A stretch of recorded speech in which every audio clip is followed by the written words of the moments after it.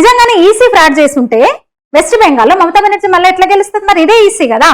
NDA ఉన్నప్పుడే, ప్రధానిగా మోదీ ఉన్నప్పుడే, ఎన్డీఏ కేంద్రంలో అధికారంలో ఉన్నప్పుడే ఎన్నికలు జరిగినాయి. మమతా బెనర్జీ గెలిచింది, స్టాలిన్ గెలిచాడు, కర్ణాటకలో కాంగ్రెస్ గవర్నమెంట్ వచ్చింది, తెలంగాణలో కాంగ్రెస్ గవర్నమెంట్ ఏర్పడ్డది, జార్ఖండ్ లో హేమంత్ సోరెన్ జేఎంఎం గవర్నమెంట్ ఏర్పడ్డది, హిమాచల్ ప్రదేశ్ లో అధికారంలోకి వచ్చారు. జాతీయ అధ్యక్షుడు స్టేట్ అది, Bharatiya Janata party national president state అది. అయినా సరే ఇప్పుడు మోదీ దొంగ ఓట్లతో గెలిచాడని వీళ్ళు ఇప్పుడు ప్రచారం చేయబోతున్నారు. డీప్ స్టేట్ ఆడిచ్చినట్టల్లా రాహుల్ గాంధీ ఆడబోతున్నాడు. నిజంగానే అవకతవకలు జరిగితే కోర్టుకు వెళ్ళొచ్చు, వెళ్ళడు. అరే బీహార్లో ఎలక్షన్స్ ఉంటే కర్ణాటకకు పోయి 2 నియోజకవర్గాలను చూపిస్తూ ఈసీ టైం కూడా ఇచ్చింది కదా. రాయ్బరేలీ సంగతి ఏంది?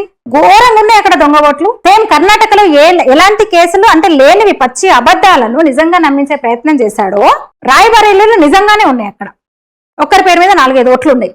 రాయ్బరేలీలో కాంగ్రెస్ పార్టీ మాత్రమే గెలుస్తూ వస్తుంది. తరతరాలుగా గాంధీ, నెహ్రూ కుటుంబ ఆ వంశస్థులు మీ తరాలు మాత్రమే మీ వాళ్ళే గెలుస్తూ వస్తున్నారు కదా. కర్ణాటకలో మీరు రేస్ చేసిన ఇష్యూ రాయ్బరేలీలో నిజం, అది ఇక్కడేమో పచ్చి అబద్ధాలు చెప్పారు. అవి పూర్తిగా హిందూ జనాభా, హిందూ ప్రాబల్యం ఉన్న కాన్స్టిట్యున్సీస్ అవి. మహదేవపుర ఇంకొకటి. అదే రాయ్బరేలీలో కూడా ఒకే ఇంటి పొరత డజన్ల కొద్ది 18 మంది ఓట్లు కూడా ఉన్నాయి. దానికేం సమాధానం చెప్తాడు రాహుల్?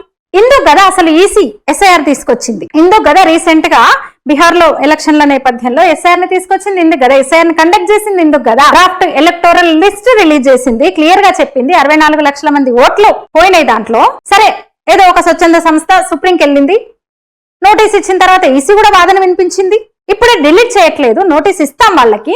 ఎవరి పేర్లు అయితే పోయినాయో వాళ్ళందరికీ నోటీస్ ఇచ్చిన తర్వాత వాళ్ళ వాదన వినిపించే అవకాశం కూడా ఇస్తున్నాము, అప్పుడు డిలీట్ చేస్తామని చెప్పింది ఈసీ. సుప్రీంకోర్టుకు స్పష్టం చేసింది ఈసీ.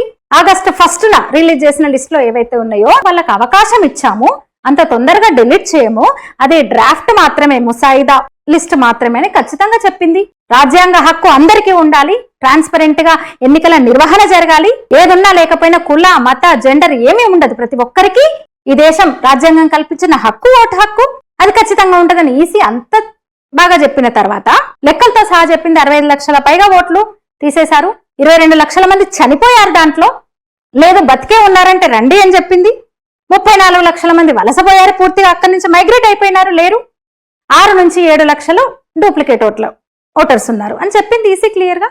మాక్సిమం ఓట్లన్నీ పోలయ్యేలా చేయడమే, అంటే అంత ట్రాన్స్పరెంట్ గా ఉందాం అనుకుంటున్నాం కాబట్టి, ఉండాలి కాబట్టి ఈ నిర్ణయం తీసుకున్నాం, ఎస్ఐఆర్ అమలు చేస్తున్నాం అని కదా చెప్పింది. ఏంది అసలు బాధ ఏంది, లొల్లేంది, వాళ్ళకి వచ్చిన కష్టమేంది? అసలు లిస్ట్ రివిజన్ చేస్తోంది ఈసీ, బీహార్తో మొదలు పెట్టింది. బీహార్తో మాత్రమే కాదు దేశమంతా ఉంటది, నెక్స్ట్ షెడ్యూల్ విడుదల చేస్తామని కూడా చెప్పింది. అది కూడా చాలా పక్కాగా జరుగుతోంది.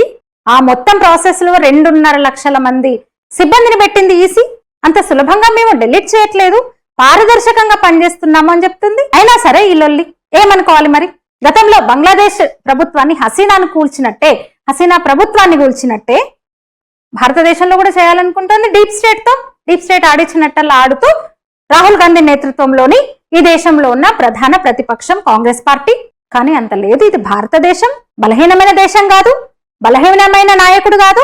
భారత ప్రధానికి రాజకీయం తెలుసు. షేక్ హసీనా లాగా గుర్తింపు రద్దు చేసి పారిపోయే స్థితి ఈ దేశంలో రాదు. మళ్ళీ ఎన్నికలు వస్తే ఒకవేళ పడగొట్టినా సరే, నిజంగానే ఒకవేళ ప్రభుత్వం పడిపోతే ప్రధానమంత్రిత్వాన్ని రద్దు చేసి లేదంటే సైనికులు చేత పట్టుకొని ఆ పరిస్థితి అయితే రాదు కదా. అతిపెద్ద ప్రజాస్వామ్య దేశం ఇది. మళ్ళీ ఎలక్షన్లు వస్తే ఖచ్చితంగా మళ్ళీ జాతీయవాద పార్టీనే అధికారంలోకి వస్తుంది.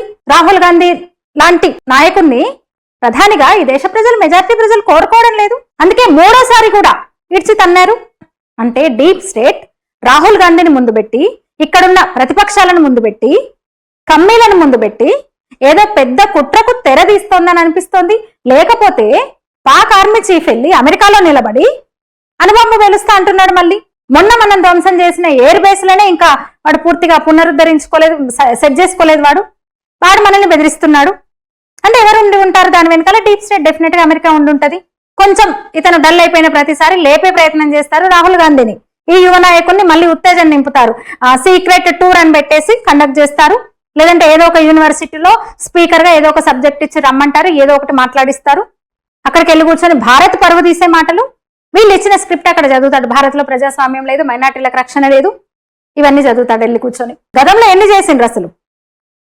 ప్రతిసారి కూడా నెలల కొద్దీ ఏదో ఒక ఇష్యూను సాగదిస్తారు. హిండెన్బర్గ్ ఏమైపోయింది, అసలు సంస్థనే లేదు ఇప్పుడు. అదాని అంబానీ అంటారు, మోదాని అంటారు. పెగసాస్ ఏమైందో తెలుసు, పొమ్మంటే పోలేదు, దర్యాప్తుకు రమ్మంటే పోలేదు కనీసము. ఇప్పుడు ఈసీ మీద పడ్డారిగా, హిందూ ఓట్లు మాత్రమే చూపించి తమాషా చేస్తున్నాడు. సమస్య పరిష్కారం అవడం వీళ్ళకి ఇష్టం లేదు, అసలు సమస్యే కాదు అది. నిజంగా దొంగ ఓట్లు పోవాలి అంటే ఎస్ఐఆర్ ని ఎందుకు నిరసిస్తున్నారు? బీహార్ లో ఎస్ఐఆర్ వస్తుంటే మీకు ఎందుకు బాధ అంటే పూర్తిగా ఇప్పుడున్న ప్రభుత్వం మీద ప్రజల్లో నమ్మకం పోవడానికి వీళ్ళు చేస్తున్న నాటకాలు అన్నమాట.